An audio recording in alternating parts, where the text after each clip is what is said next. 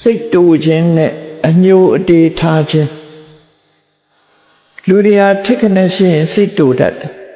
စိတ်မရှိဘူးမိဘကလည်းသာသမီပေါ်စိတ်ရှိခြင်းမရှိတယ်သာသမီကလည်းမိဘပေါ်စိတ်ရှိခြင်းမရှိညီကိုမောင်နှမအချင်းချင်းလည်းစိတ်မရှိဘူးစိတ်တူကြတယ်အဲ့ဒီစိတ်တူခြင်းဟာအငြင်းပွားခြင်းရဲ့အကြောင်းပဲဖြစ်တယ်ဒါကြောင့်မို့စိတ်တူမယ်ဆိုရင်စိတ်မတူအောင်ကိုယ့်ကိုပြုပြင်ရမှာဖြစ်တယ်မှန်ကန်စွာနှလုံးသွင်းပြီးတော့ကောဓဆိုတဲ့စိတ်တူမှုဒေါသတရားကိုလျှော့ချကြရမှာဖြစ်တယ်အဲ့ဒါကိုမလျှော့ချနိုင်ဘူးစိတ်တူတာပဲခုံယူပြီးတော့ငါကမရဘူးထိကနေရှိစိတ်တူတယ်ငါစိတ်ကိုလာမစမ်းနဲ့လို့ဆိုတာမျိုးတွေမလုပ်ဖဲနဲ့အေးငါစိတ်တူမိတာမှားပါတယ်နောက်မဖြစ်စေရပါဘူးဆိုပြီးစိတ်တူမှုကိုလျှော့ချဖို့လိုအပ်တယ်နော်ဘာနဲ့လျှော့ချရမလဲလို့ဆိုလို့ရှိရင်အမှန်တရားကိုဆင်ញင်သုံးသပ်ခြင်းဖြင့်လည်းလျှော့ချနိုင်တယ်ဒေါသရဲ့အပြစ်ကိုရှုမြင်သုံးသပ်ခြင်းဖြင့်လည်းလျှော့ချနိုင်တယ်တစ်ဖက်သားအပေါ်မှာအပြစ်မမြင်မဲနဲ့မေတ္တာသက်ဝင်ခြင်းဆိုတဲ့အကောင်းမြင်တဲ့ရှုမြင်သုံးသပ်ခြင်းဖြင့်လည်းလျှော့ချနိုင်တယ်အပြစ်ကိုရှုပြီးဆိုရင်ဒေါသဖြစ်မှာပဲအပြစ်ကိုဘယ်တော့မှမရှုနဲ့ကောင်းတဲ့အကွက်ကလေးကိုသာရှုကောင်းကွက်ကိုရှာမေတ္တာကိုပွားလူဆိုတာအဆိုးကြီးမဟုတ်ဘူးအကောင်းလည်းရှိတယ်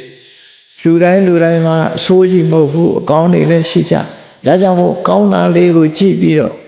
အဆိုးကိုမေ့ထားလိုက်မေတ္တာပါဥပမာဘာနဲ့တူသလဲလို့ဆိုလို့ရှင်ရေအလွန်စားနေတဲ့ပုဂ္ဂိုလ်တရား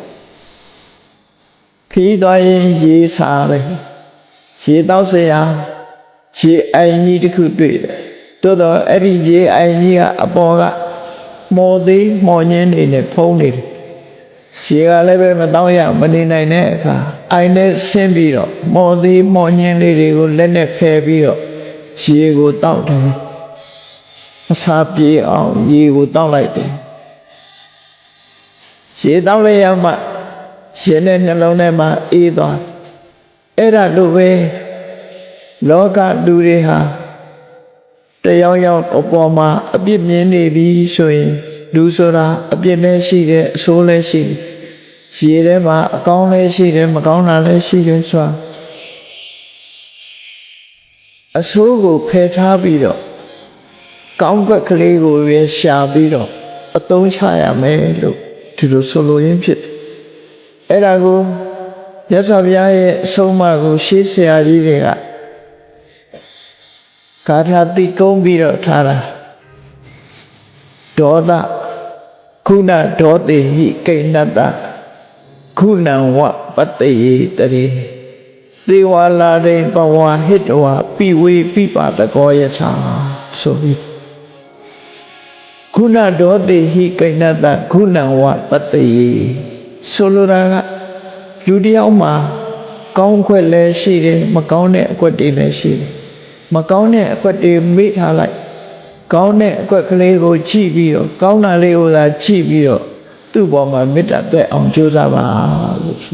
အဆိုးကိုဘယ်တော့မှမကြည့်နဲ့လို့ပြောပြီးရေးစားလို့ရှိရင်မော်တွေရှိနေတာကိုမကြည့်နဲ့အသာလေးဖယ်လိုက်ရေလေးကိုသာတောက်လိုက်မော်တွေကိုဖယ်ပြီးရေလေးသာတောက်တယ်လို့ပဲမကောင်းတာတွေကိုဖယ်ထားပြီးကောင်းတဲ့အကွက်ကလေးကိုသာနှလုံးသွင်းဆင်မြင်ပြီးတော့မေတ္တာသက်ဝင်အောင်ကြိုးစားပါလို့ဒီလိုဆိုတယ်ပေါ့နော်နောက်ဆုံးမှာမေတ္တာတရားတိဆောက်ထားနိုင်ပြီဆိုရင်စိတ်တူခြင်းဆိုတဲ့ဒေါသကြောက်ွယ်သွားမှာပဲဖြစ်တယ်အေးဖြစ်ကနေရှိဒေါသဖြစ်ယုံနေမှာမဟုတ်ဘူးတချို့ကအညိုအတေးရင်ထဲမှာမှတ်ထားရှိမှတ်ထားတတ်တယ်အဲ့ဒါကိုဥပနာဟလို့ခေါ်တယ်ရံညိုးဖွဲ့ထားတယ်အဲ့ဒီစိတ်တူခြင်းရံညိုးဖွဲ့ခြင်းဆိုတဲ့နှစ်ခုဟာလူလောကမှာအချင်းများခြင်းရဲ့အကြောင်းရင်းတစ်ခုဖြစ်တယ်လို့ဝိဝါဒမူလသုတ်တံမှာဒီလိုဟော